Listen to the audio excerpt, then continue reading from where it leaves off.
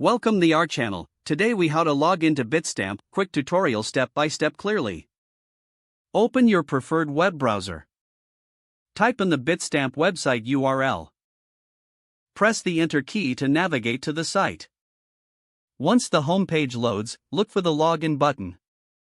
Click on the login button. You will be redirected to the login page.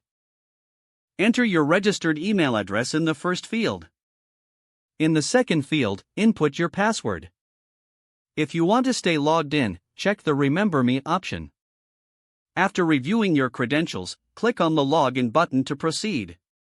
If you have two-factor authentication enabled, you will receive a verification code. Retrieve the code from your authentication app or SMS. Enter the code in the designated field. Click on the Verify button to complete the process. Once verified, you will be taken to your Bitstamp account dashboard. If you encounter any issues, double-check your email and password for accuracy. Follow the prompts if you need to reset your password. Now you're logged into your Bitstamp account and ready to trade. If the page does not load, refresh the browser or try again in a private or incognito window. Make sure you are using the correct email address, then retype it carefully to avoid small typos.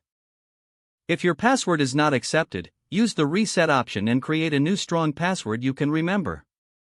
Check your spam folder for verification or security emails, then complete any requested confirmation steps.